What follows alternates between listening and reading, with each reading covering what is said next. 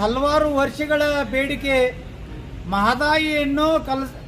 ಮಹದಾಯಿಯನ್ನು ಮಲಪ್ರಭೆಗೆ ಜೋಡಿಸಬೇಕಂತೇಳಿ 4-5 ದಶಕಗಳ ಹೋರಾಟದ ನಂತರ ರಾಜ್ಯ ಸರ್ಕಾರ ಒಂದು ಮಾತನ್ನು ಕೊಟ್ಟಿತ್ತು. ನೀರಾವರಿ ಮಂತ್ರಿ ಡಿ ಕೆ ಶಿವಕುಮಾರ್ ಮತ್ತು ಮುಖ್ಯಮಂತ್ರಿಗಳು ಅವರು ಕೊಟ್ಟ ಮಾತಿನಂತೆ ನೋಟಿಫಿಕೇಶನ್ ಅನ್ನು ಇವತ್ತು ಹೊರಡಿಸಿ ಕಾಮಗಾರಿ ಪ್ರಾರಂಭ ಮಾಡಲು ಹೋಗ್ತಾ ಇದ್ದಾರೆ. ಆದರೆ ಕೇಂದ್ರ ಸರ್ಕಾರ ಪ್ರಹ್ಲಾದ್ ಜೋಶಿ ಅವರು ಕೂಡ ರಾಜ್ಯ ಸರ್ಕಾರದ ವಿಚಾರಗಳು ತಿಳ್ಕೊಂಡಾರೆ, ಹೇಳಿಕೆಯನ್ನು ಕೊಡ್ತೀನಿ ಅಂತಾರೆ.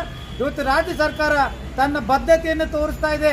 ಕೇಂದ್ರ ಸರ್ಕಾರ ಮತ್ತು ಪ್ರಹ್ಲಾದ್ ಜೋಶಿ ಅವರು ಪ್ರಧಾನಮಂತ್ರಿ ನರೇಂದ್ರ ಮೋದಿ ಅವರು 256ನೇ ಆಕ್ಟ್ ಪ್ರಕಾರ ಮಧ್ಯಸ್ಥಿಕೆ ವಹಿಸಿ ಕಾಮಗಾರಿ ಪ್ರಾರಂಭ ಮಾಡ್ತದ ಅಥವಾ ಕೇವಲ ಕೋಮುವಾದಿಗಳ ಹೇಳಿಕೆ ಮುಖಾಂತರ ಇವರು ಮತ್ತೆ ನಮಗೆ ಅನ್ಯಾಯ ಮಾಡ್ತಾರೋ ಗೊತ್ತಿಲ್ಲ.